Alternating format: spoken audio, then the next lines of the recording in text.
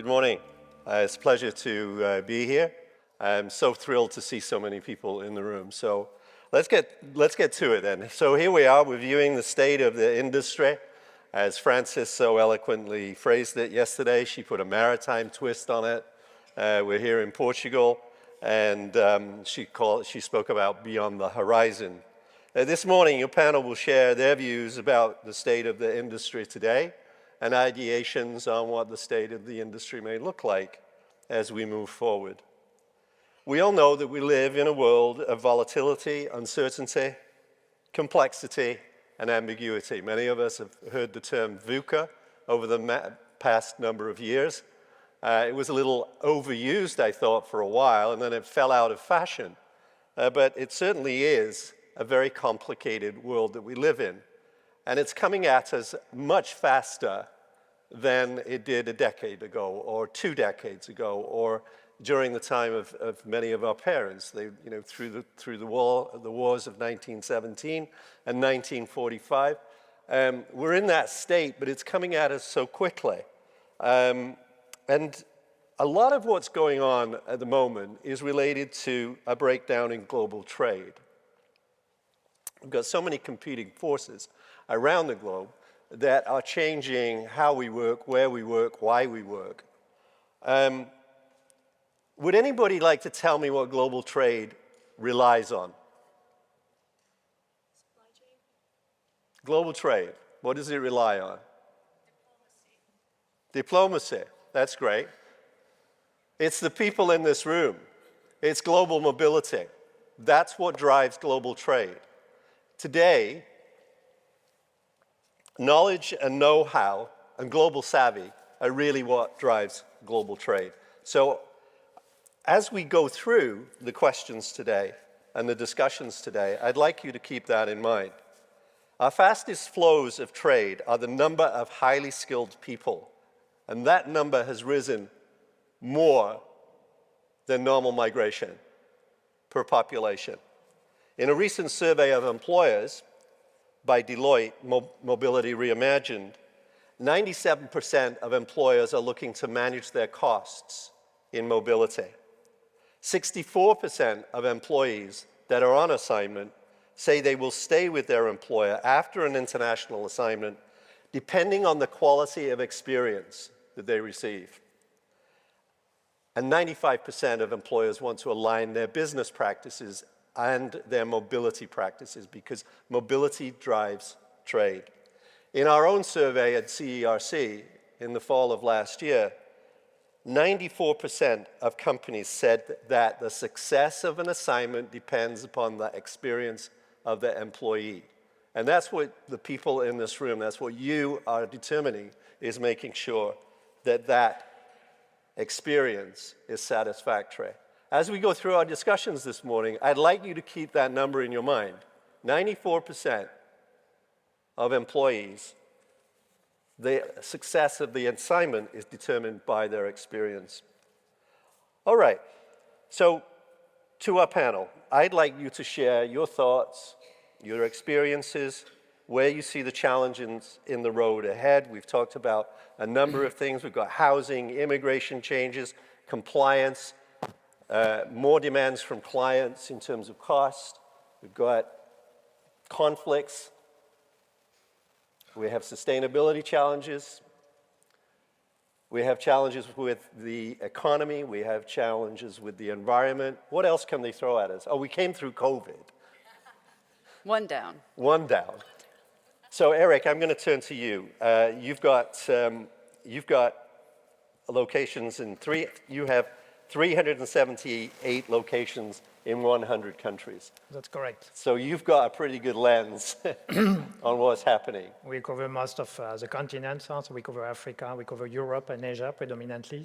And so yeah, so when we look at 2023, I'm not going to reveal any secret. It was a bad year. 2024, the first quarter is not looking any better than 2023, with exceptions in Africa. So we've seen a pickup in Africa. Clearly, Asia is still suffering, no recovery. And Europe, with Germany coughing, we can clearly see that there's a drop coming in Europe, and it's quite an unstable market. So that's where we stand in terms of business. We don't see any, let's say, great perspective for these areas for 2024, and we expect clearly a recovery as from 2025 onward. So that's where we stand in terms of activity. And if we are talking about the challenges of this industry, I will say one of them is clearly, let's say, the shortage of talents. So this is something we are, let's say, facing. Inflation has pushed the salaries, first of all, and of course, when there's a shortage, it comes at a high cost to get talents. And this is clearly what we need in our industry, because this is a people industry. So this is increasing our cost, so that's the first component. The second one that we are seeing, and I think this is something which is known by everyone, it's cybersecurity. So this is something which has become a challenge. We all know what happened to one of our, let's say, partner, and this is something that we are all vulnerable. So this is not something we can avoid because you can put whatever security in place. Someone who's good is going to get into your systems. And the only thing that we need just to make sure is that all of data are encrypted, and this is something which is paramount to protect the data privacy. The rules are becoming more stringent, and I don't think they will be, let's say, less stringent in the future. And so this is an increased cost because cybersecurity comes at a huge, huge cost. If you want to be protected, doesn't mean that you will be not vulnerable. The third one, and we are all talking about it, is ESG.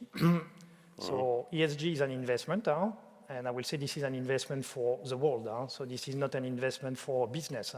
Of course, it makes sense. It will, let's say, give an edge to the ones that are, let's say, the early adopter. But ESG comes at a cost as well, not really in view of, let's say, the initiative you could consider, but whatever you put in place needs to be tracked down. So this is not about what you do. This is a way you improve in terms of ESG programs. So you need to track down the data. So you need to implement data collection, which is not like that easy. You need then to compile this data, and then you need to have reporting on it. And this is what's going to come at a high cost as well. So when we look at all of this in a, let's say, activity which is quite low, there's a lot of pressure on the pricing. We see also the home sale program in the US, which is going to be impacted. So the level of margin that our clients are getting will come down now, and as such, there will be more pressure because there will be less to be shared. Yeah.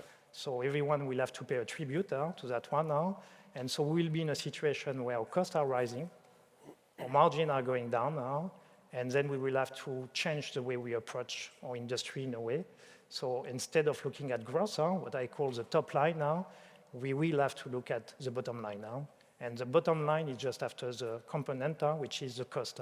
So which means like the years to come will be predominantly to be managed in terms of cost. And this is where we'll see that AI is clearly, let's say, a great tool. This is something that we're going to touch base thereafter. Yeah. But this is clearly, for me, something that's going to, let's say, help our industry, not only from, let's say, the user experience, but also from, let's say, a cost perspective, because this is something that margin will not come back. As AGS, I'm talking about AGS, but I'm part of the Mobilitas group. We have, let's say, one main business which is moving, and clearly we have experienced this, where the margin became less and less and less, and the only way you can, let's say, survive is just by managing the bottom line. And I think this is one of the key aspects of the future of this industry, change of approach. So in terms of RMCs, because these are, let's say, our clients, even so, as a Mobilitas group, we don't really do any business with RMCs. I will just use a sentence used by Mark Wackshott, if you know him. He said, RMCs are wounded. So are they going to die? For sure, they are not going to die. Is there any alternative to RMCs? There's no alternative to RMCs. So I don't think there will be any major changes in the industry. So they will still remain strong until maybe a new business model emerges from AI, because that's clearly a potential. And there might be, let's say, some clients that might decide to consider bringing in-house some of the global assignment management. So they will be looking at global partners. So either you have like what we call a vertical, so you know about the business, and then you have, let's say, a footprint. And I think this is clearly something which will be very helpful. If you're part of a network, this is a strong advantage for the future. So that will be my take on on these, let's say, main challenges of it. Lots to drill down on the questions when we and Yep. participation from the audience. Sharon, from your perspective, you're the president of Relo Network Asia. You've got lots of clients in that region. So what are you seeing from your perspective in terms of the industry today? What would your take be? In Asia, I would have to say several of the same topics that you hit on: inflation, cost pressures. We are all under those globally, but this is the Asian century. So there's a lot of positive and new things that are happening in Asia. India and China are 1/3 of the world's population, 20% of the world's global GDP. But it isn't just India and China, it's all of Asia that is continuing to grow and will represent 60% of the growth in global GDP this year. Wow. So if you look at, ASEAN, RCEP, TPP, or is it TPP? After the US dropped out, I changed the name, and now I can't remember what it is, but it's another large CTT. I thought that was Russia. There's a lot of activity and cooperation and intra-regional trade happening in Asia. So in the West, sometimes we think of Asia as being, the world's manufacturing hub, the world's shipping hub. Everything comes from Asia and goes somewhere else. But 50% of the trade of Asia is intra-regional. So what we're seeing is that developing, growing, all of the industry groups coming together to make that happen. Looking at then what follows, and I would say more in the case of Asia right now, maybe it's the trade that's driving the development and the need for talent mobility, where it didn't necessarily exist before. So there are now more and more Asia-owned, Asia-based, Asian multinational companies growing within the region, growing around the world, who are just at the beginning of their talent mobility journey of enabling how do we get our employees where they need to go, how do we make them productive, maybe learning some of the hard lessons of if there's not a lot of support, that maybe there's not as much success. But really Asia is on the beginning of that journey. And I think it's going to grow very, very rapidly. So that's why we formed the Asia Talent Mobility Alliance, to help foster and engage the development of the talent mobility industry in Asia. That's why Eura has come and done conferences there. That's why Worldwide ERC has conferences there and is investing in the region. And really, it's the next big place of the heart of talent mobility. Mm-hmm. Good. Thank you. Thank you. I'm short and sweet, but yes, really, you did hit on a lot of the same topics. So I could repeat with the cost and the inflation and everything else we're dealing with. But it's the speed, right? It's the change, and it's so fast. It's the change. It's all happening very fast, and so it's the communities that we need to build around to help engage and foster that, and help these organizations that are growing, and help enable and engage all of the trade of things that are going on, and supporting the people that support the trade of things going on inside the region. So there's a lot of disruption. Growth. Okay, growth, disruption. and on the side of disruption. Yeah, and I really like the word growth rather than disruption. Because I think it comes across really well. And yeah, it's disruption of we're using technology in the industry at the moment, and the AI side of things. And you're saying the pace of it, 18 months ago, using artificial intelligence was still very, very early days, and that was really the sort of the birth of it. And where we're starting to see it, both ourselves and a lot of other companies out there, is integration into all parts of the business within global mobility. And it's, yes, using it for both supporting and assisting the assignee or the transferee in making their journey easier and better, but also the data analytics that you can start pulling out, the notification identification of problems or escalations before they become problems using the analytics on this. And I think, there's a very, very fast pace, and it's a very exciting pace that we're working in there. I think to sort of to stay away, and I think speaking to many people over this event here as well, I felt a little bit of fear from some of the people of, yes, look, this is change. And it was kind of, to me, the realization that, yes, we've seen a lot of technology changes over the years, things like, if you looked at the mobile phone, but that was very easy. We understood what that was. It was something to call people. We're going into a market here where there's a lot that can be done and a lot can be achieved. But I think it's also, if we compare it to that global mobility journey, we're supporting people every single day, going into new countries, going into the unknown, but it's going to be better for them. And I think if we can all kind of come around to help that pace of change to work together, as we do in that global mobility and supporting people and embrace the technology, I think we've got an exciting place. Now, you're in the immigration, your business is in the immigration side of things. So when we were chatting earlier, you were explaining a situation from a few years ago, not that long ago, about Angola. Yes. So maybe you'd share that with the audience this morning about how the new tools are helping you to avoid those kinds of situations. Yeah, and this is to start off with admitting a huge mistake, I suppose, in something I made earlier in my career. So I started off in the recruitment world, putting lots of people into the oil and gas companies, did a lot into the Angola, was one of the big markets. And it was, at the time, very, very quick changing. We had, Luanda might still well be, but it was the most expensive city in the world. The governments were doing, visa and immigration updates were changing very, very regularly to try and do many things. And I had two people out there who essentially I got it wrong, put out them on the wrong immigration status, and one was stuck out there at Christmas, couldn't get his passport back because I was giving him the wrong information, screaming down the phone at me, get me out. And another person that was getting very near to missing their wedding, couldn't get them out of country. And it's where we've got the technology and the capability to actually have live information, be scraping that data out and using that analytics to spot trends and things before they happen. It gives everyone so much more power and so much more capability to consult and advise these people making these moves. But it's, a simpler journey in doing that. Great. And I think that's, that's one of the key messages that we wanted to drive out of the discussions. There is a lot of fear, not just in this discussion, but throughout the conference. There is a lot of fear about how artificial intelligence is going to help enable us to do work much differently, although, some areas of the industry will obviously be impacted by that in a negative way. But that is at the heart of growth and at the heart of change.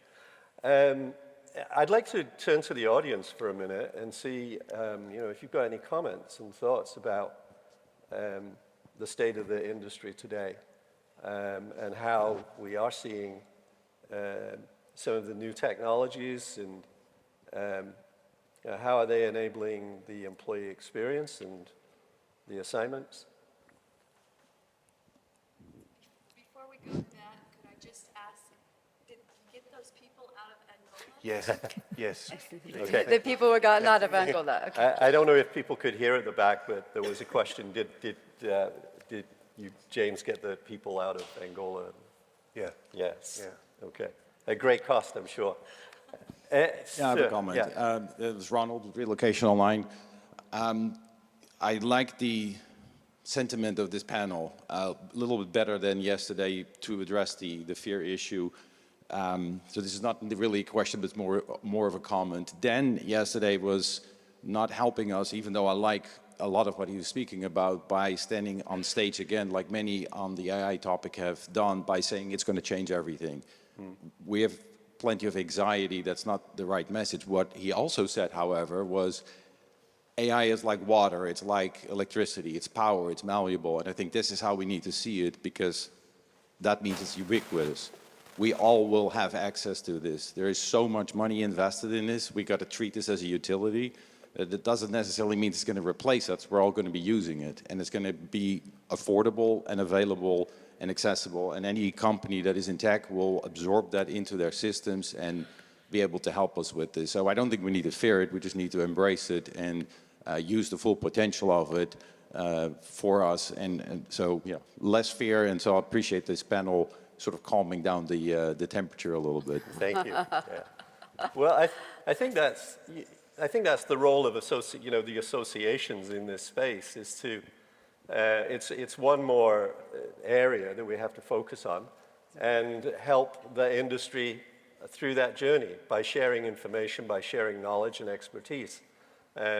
those are the things that, that's the way that we're going to embrace the change. Eric, you talked about the partnerships that are necessary and will be necessary in driving industry forward. And now, as we enable this, as we embrace this new change, this new, is it a challenge? Is it a change? Is it an enabler? We say it, we say AI, but at the end of the day, it is going to come down to those relationships as well, right? You're talking about consolidation now? Oh. Okay. So yeah, I think clearly having a footprint is something which is going to be key in future. You mentioned that 50% of the trades are in Asia are intra-Asia. So the same trend in Africa. So something we've picked up is that the new leaders of Africa, I'm talking about business, will be African, will not be American, will not be European. So that clearly, it has been the trend for a few years. It's going to take off with AI because they are far advanced compared to us in a way, not because they have the technology and they develop the technology, just because they will embrace the technology with no, let's say, past history about, let's say, our traditional ways of doing things. So they will be faster. And clearly, this is something that's going to change, that's going to reshape a bit, let's say, the business. They will be less and less one continent to another continent, but there will be a lot of business that will be intra-continent. And so having a network where you're stronger from a regional concept is something that's going to be very helpful in future. Just to be able to provide and to offer a global service to our clients. So that's something that at Mobilitas we believe strongly in, and that's why we do have global coverage in various continents. And talking about consolidation, so you all know about the acquisition of Santa Fe by Mobilitas. It serves the same purpose. It's to have different brands because AGS and Santa Fe are completely separate. They are just owned by the same mother company. And the idea is to enlarge the footprint of Santa Fe. So partnerships in terms of being, because it can be, let's say, acquisition. It could be being part of something else, that's, let's say, a network, is clearly something that's going to be paramount in the years to come. If you are alone, it's going to be way more difficult because clients are global, they are regional. We see also US, they are bringing industries back into the US. Europe is doing it. So when we look at Europe, we believe it's smaller. When we look at percentage, it's double US. So they are bringing back. I think COVID clearly showed us a lesson, so gave us a lesson, which is we need to bring logistics closer, and we need to have the industries closer. So this is a trend. So of course, it has generated a lot of business during 2022. That's why we had such a great year. And we see, let's say, the drop now because it is stabilizing. But this process will not change. So that's why I strongly believe in the fact that most of the trades will be intra-region in the 10 years to come. And being part of something means like you will be able to exist. And of course, being part of something means like you have the strength to invest into the new technology, into cybersecurity, into ESG program. If you're a standalone company, it will be a bit more complicated because the level of cost is so high, it's very difficult to enter such a market being a small actor. So regional trade is a future. Well, it's one of, let's say, the key aspect of the business in the future. Doesn't mean that there will not be US to Asia and so on, but there will be less compared to what we've been experiencing in the past, and there will be more intra-Africa. Intra-Europe is already something which is big. Intra-Asia is something which is already 50%, so it means something. Africa will be on the same level. Just a question of time. Okay, good. Any comments from the audience this morning? You're a very shy group. Yes, sir. Everyone knows we've been down during the back end of 2023 and 2024 is not looking pretty. Everyone says 2025 is going to be better. What are you actually basing that on? Did we say that? I said that. You said that. All right, that's yours. Then it takes, so this is for me to answer this one then, no? Okay, good. Crystal ball. So I will see, this is an assumption, no? So I don't have any crystal ball, so I'm not gonna say, I put my hand, you can chop it if I'm wrong. Unfortunately, this is just an assumption. Geopolitics are not really, let's say, in our favor. So we see Ukraine, Russia, Israel, Iran now, but we see that it's going to be stabilized now by the end of this year. So we believe that as from next year, all this instability, bearing in mind also that 50% of the world in 2024 is voting, so there will be major changes now, but thereafter, there will be a new era in a way, and we believe that there will be an uptake in terms of business. Are we going to be back to 2022? I don't think so. 2022 was exceptional. I will say let's look more like prior to COVID, 2018, 2019. That will be, let's say, the level we can expect. We will have something which is normal. I will say 2023 was not normal. 2024, I don't think will be normal, but this is standard for, let's say, election years. So 2025 should be back to some kind of a normality. But will it be the same as 2018, 2019 in terms of trade? I don't think so. That will be very different. There will be more intra-region. There will be, let's say, different aspects. And of course, there will be disruptions thanks to the AI. Is it going to, let's say, impact us in 1 year? No, it will take a bit longer. But clearly, we will see changes. And I will say that the industry in 5 years will not look like what it looks like today.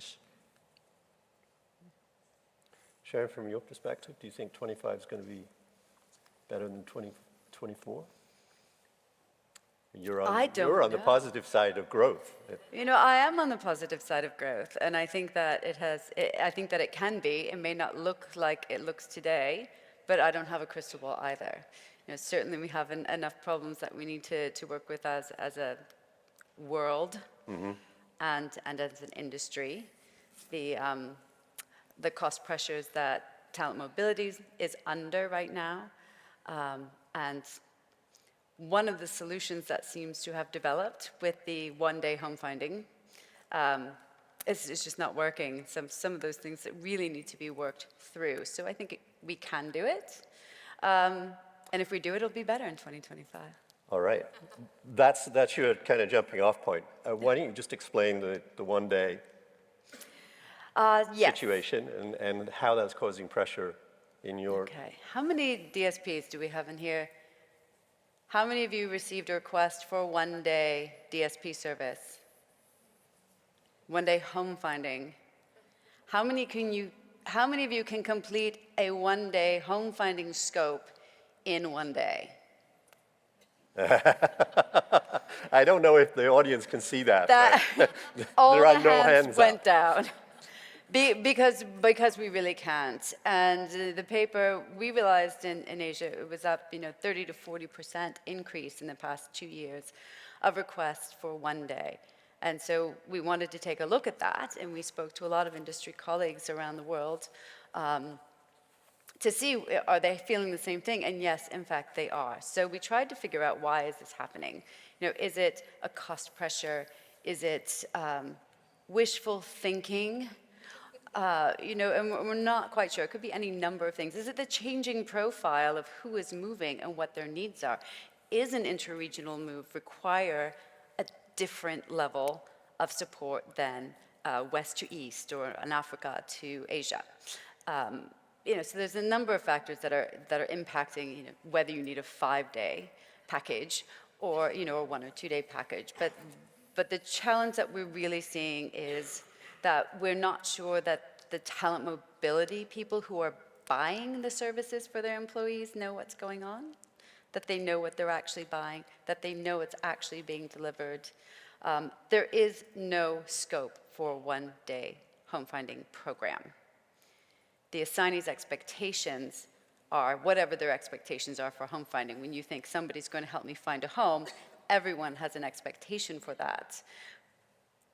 But there's no communication, there's no general industry understanding of what is going to be delivered, straight from talent mobility down to our teams in the field, that everyone can explain it to the assignee so that the assignee can have a good experience and then continue to stay with their company after a cross-border move. So we're in a situation where we really need to be looking at solutions, and there are several solutions that we can do. But we have to have the conversations, and we have to get everyone aligned along the entire supply chain. So setting expectations. And I want and just go back. That's why I focused on that number, that 94% of companies say that it's the employee experience that determines the success. And, you know, your companies are really where the rubber hits the road. If you don't get the right visas for the countries that you're sending people to, or you're sending people into that don't have the right credentials and paperwork, that's not a pleasant experience when they're on the phone trying to get things sorted out or on the computer, I guess, in a chat box trying to get things sorted out. And it's the same with the moving companies. You know, and the DSPs, you are like, you know, you are where the rubber hits the road. You are in the trenches. You are the people that, you're the first point of contact when something goes, you know the word, up. That things are not working out. And the value of what you provide, people don't understand that. And I think your point is around the communication. You know, Well, they and setting they expectations. understood it during COVID because they called very quickly. The assignees called us, the companies called us, our clients called us. They understood destination services and the value of it during that time of crisis. But it's after that, we all have short memories as humans, I think. And, you know, I think a lot of times there's just this downward pressure on price, on cost. Some of the comments from the people and our colleagues that I spoke to about the paper were that the shorter the distance between us and the client, sometimes, that problem didn't exist because we could really have those conversations. And maybe that was because it's a smaller program, so they don't have as many suppliers that they need to manage. Then the RMCs fill that role. But sometimes I often think, and I'm a salesperson. I do sales and client services. I don't do the service delivery. But I do think that there is an issue sometimes with sales going and saying yes. Yes, one day, we can reduce your cost. We'll just do one day of destination services. No problem. Well, not really realizing what that is. Their job is to get the business. Their job is to make the client happy, not to necessarily explain that. And one of the good things that's come out of this paper is I've had several of my supply chain management clients come back and say, I've sent that to my sales team. Or when my sales team has come to me and said, this client wants a one-day program, I've had really good information about why that is not going to work. So that's been one good thing about having these conversations and having that paper. So I think, you know, if we all get out and communicate more about what's happening on the ground, make it visible what that employee experience is, not just in the surveys, which often comes back as, well, I didn't see anybody, they didn't really help me, I don't understand what they did for me, because all the work has to be done in the background. You know, get it out and get people to understand, you know, what really happens on the ground during that one day.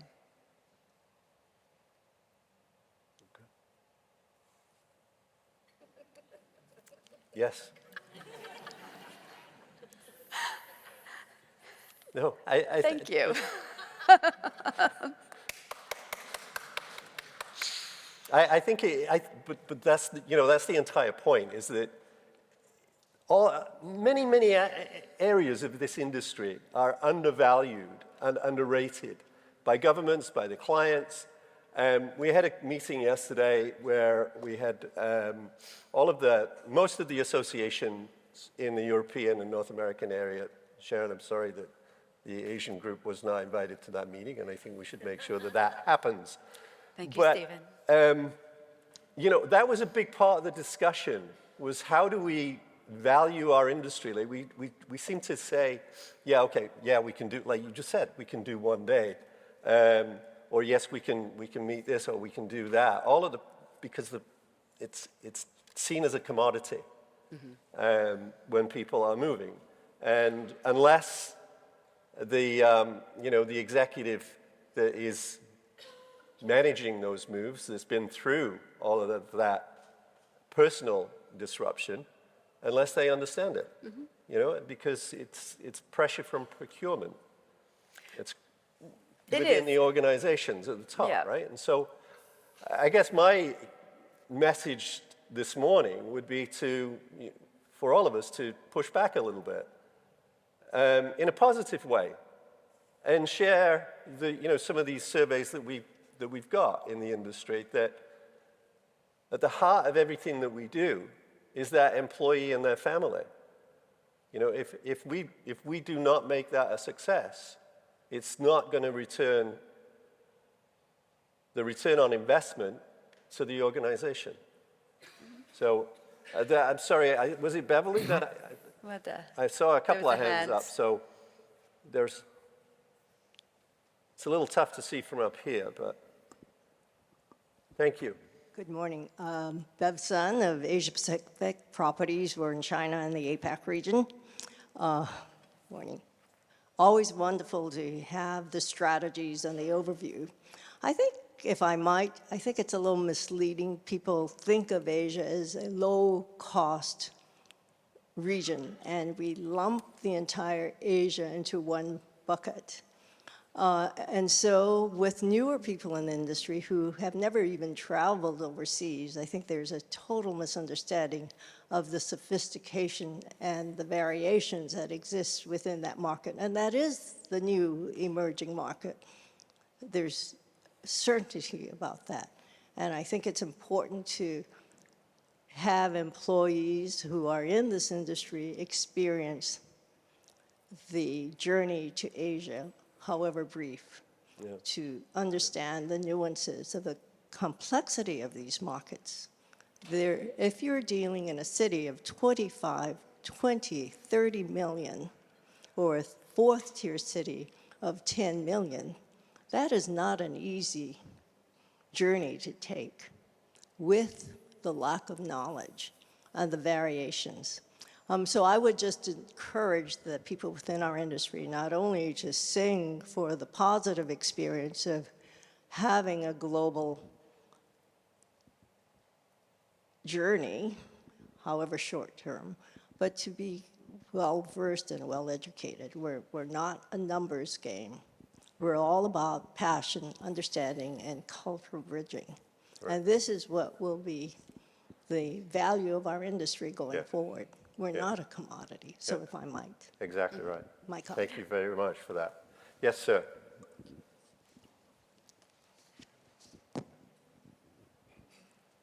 Thank you, Isabel. Simon Scott from Altair Global. I think the biggest problem is actually scope.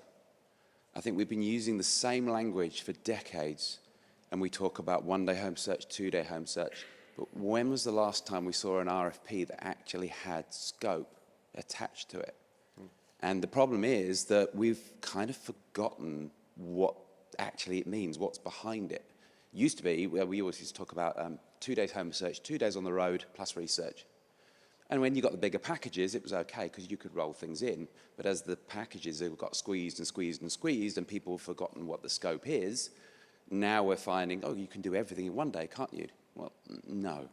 And I think the problem we have is as an industry, when we're trying to change the model, it's not just about the DSPs trying to change the model or even the RMCs trying to change the model. The corporates are still using the same language. Yep. And that's far harder for us to change. It's because the RFPs still keep rolling in, they still keep using the same language. So trying to educate up is the challenge I think we all face. So it's going to be tricky. Yeah, there's 2 times that we're allowed to really have the discussion about this 1 day. One is during the RFP, and if you're not getting a service scope on an RFP, ask for it. And if they don't give you one, then define it, because you don't want to be caught out later. But it's at that moment when you say, you know what, you're asking me to price for a 1 day. You have to write. You cannot complete this scope in 1 day. It will take 2 days, or it will take 3 days, depending on location, and advise them of that. And we've started adding that in to try and get that into the conversation. This standalone 1 day. A standalone 1 day service can happen, but it can't happen in the traditional scope framework. Right. We need to create something. If all that can be afforded to assist that employee is 1 day of support, fine, we're happy to deliver that one day, but we need to know what that one day service is, what they want us to deliver, so that we can communicate it all down the line, and that we can communicate it to the assignees, setting their expectations so that they have a positive experience. Well, I live in Toronto, and I can say that if you were trying to get from one end of Toronto to the other to look at an apartment in one day, you simply wouldn't be able to do it. And that's probably true in every major city. There's a question, thank you, as well. Well, it's, hi, it's not actually a question. I totally agree with the expectation on a one-day program for a traditional mobility program is nearly impossible, I get that. But I'd like to throw a little curveball, and why don't you see a one day as an opportunity? Because we have a client, a tech company, that has a huge population and the employer doesn't support anything. They do visa and immigration and tax, and that's it. And we introduced a one-day program as a program that has never been delivered before with a minimal amount of services, which is actually a huge benefit for the transferees, and the transferees realize that they get a lot more than they ever did before. So I think it's also a matter of perspective on how you sell it, and I totally agree with the description of scope, and I live that a lot. You get a 2-day program and nobody actually tells you what they want to have in it, or a 3-day, and so just making that clear, I totally agree with that. That's the absolute point. And there are a few abbreviated programs or expedited programs that are out there, but they're far too few. And they're usually just client-specific. But in those cases where they define the scope, where everyone knows what to deliver, they end up being a success. Your comments here was bang on, right? So, Sharon, would you like a one-day program? Yes. Well, Yes, Stephen. have you thought that with a 2-day program, you can actually get this, and a 3-day program, you can get this, and set those expectations right up front? Yeah. You know, the airlines do it. McDonald's do it. Everybody you try to upsell people. For 50 cents more, you can have the extra size fries. I think it's more than 50 cents now. Oh, in Canada. Yes. Hi. Yeah, for 50 cents, you might get extra ketchup. What I wanted to suggest here, I'm a firm believer in project and having a completion of a project. And if we could probably change the dialogue and the language from 1 day, 2 day, 5 day to project, then you would be dealing with the expectations for that project, whether it's a half day, 2 half days, full day, a month, a year, whatever the expectation is for that particular client, but it be project-based rather than a 1 day, 2 day. I've hated that term. We've never done it. We've always done a flat fee because we don't believe in it. And if a client doesn't want to go with that, we say to them, you can call it 1 day, 3 day, 5 day. We're going to do what we have to do. This is our fee. Okay. And you take it or you don't. Everyone has that decision. But I think you can't, each expat, each transferee is a different person, family, unique situation. One will take longer, one will take less. And the company shouldn't define it by a 12-hour window. Yeah. Thank you. Thank you. That's great comments, Sylvia. Thank you very much. Another question. Yeah. As you're walking, there's only one service in destination services that is not based on days, and that's departure service, and that is most often requested as a full package, but only one. So it's not out of the realm of possibility. Hi. Regarding the 1 day, and I don't do kind of DSP 1 day services, but I think what we're all forgetting is that we're not being adaptable. This is a Gen Z environment now, and so it's very tech savvy. And I think that if you don't think about a 1 day service, I think you're going to be left behind because they are very, I think they might just want an experience understanding of that area and they'll go and research it themselves. So I think you need to be adaptable. Yeah, I think it probably comes down, we talked about scope earlier. So for example, when you're given a 1 day, maybe the focus first of all is educating them and giving them the tools. You spend half the time with that.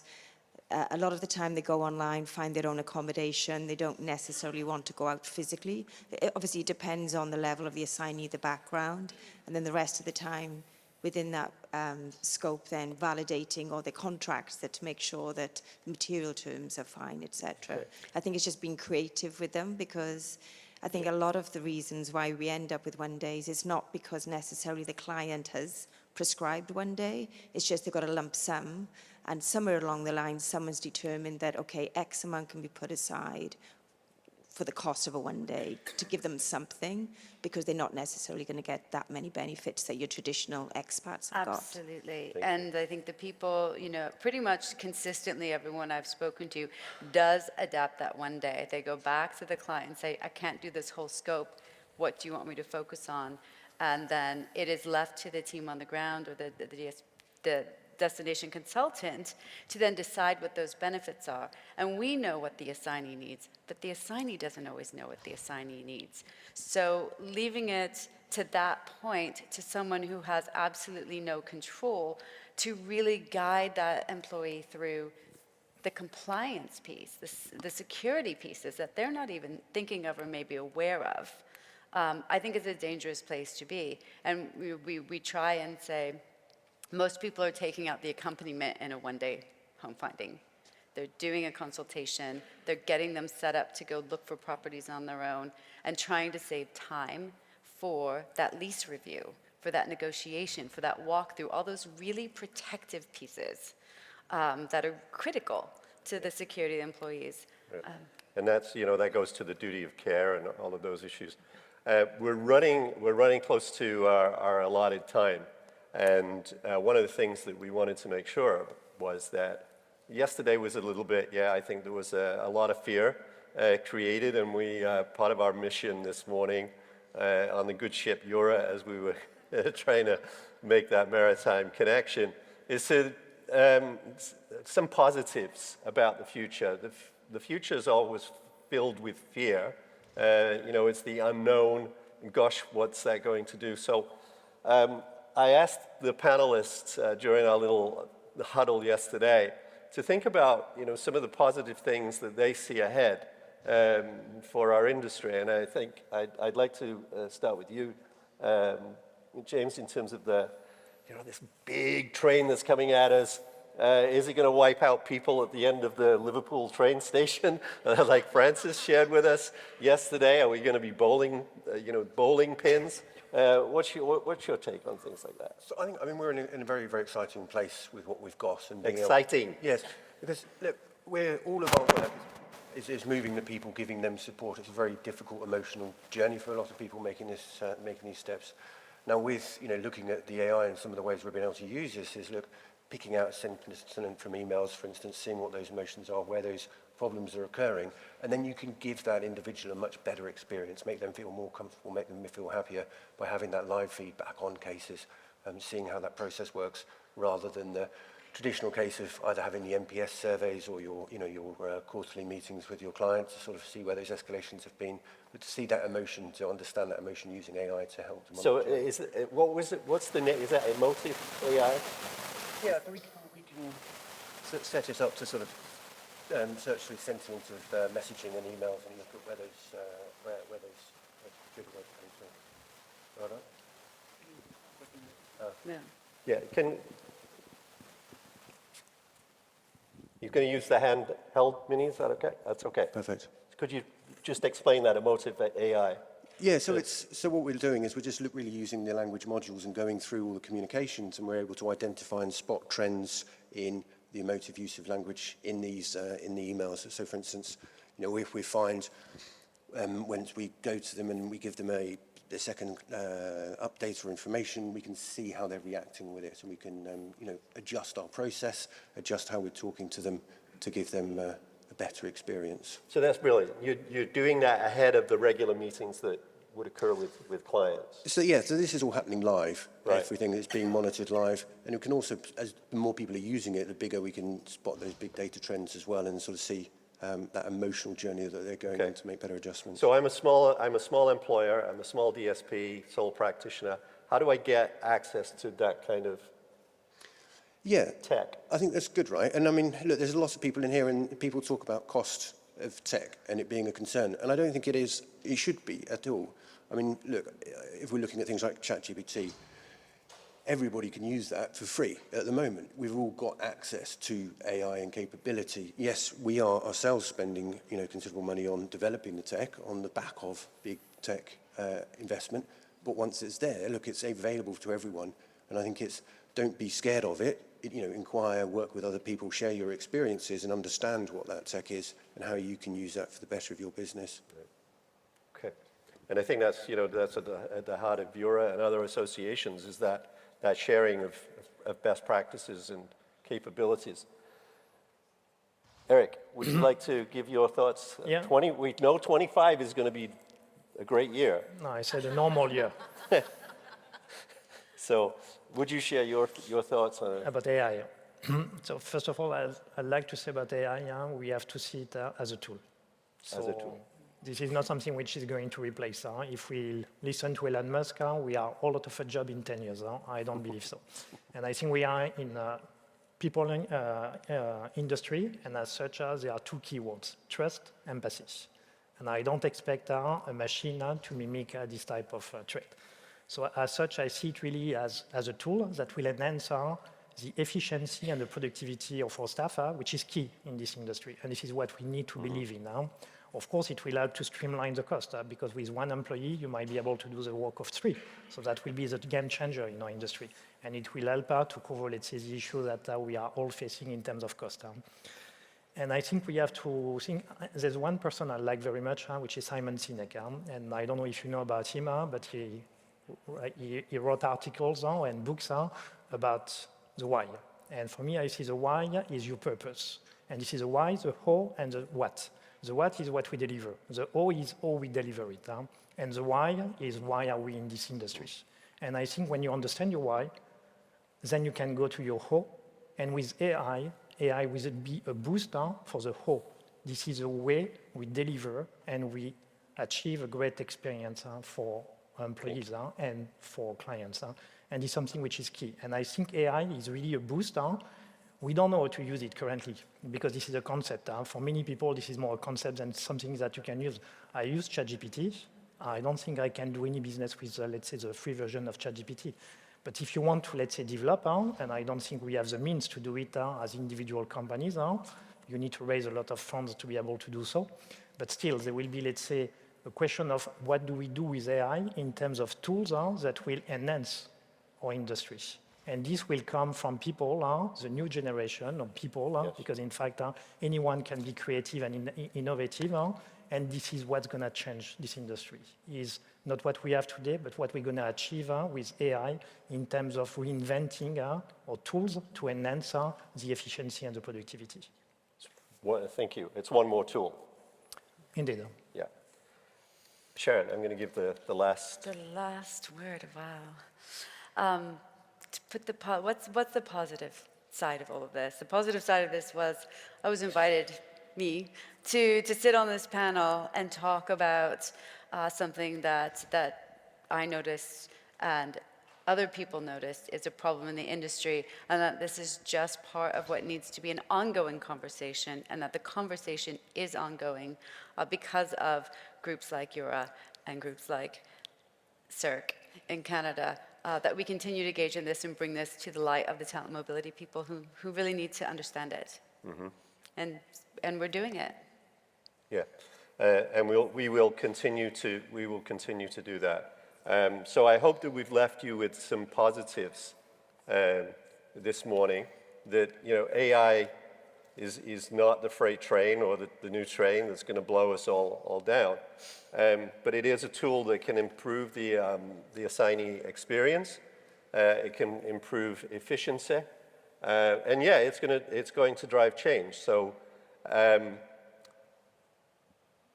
Bob Dylan said the times are a-changing, and you better start swimming or you'll sink like a stone.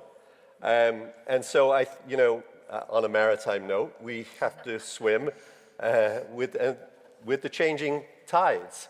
Again, maritime plug, but you know, this is an opportunity for us as an industry. It's one more thing, and I think, you know, you said it's exciting times, and I think we need to say, this is great. This is one more thing that's going to help us deliver better services and better outcomes. So I thank our panel this morning, and I thank you for lots of questions and engagement. That was brilliant. Thank you so much.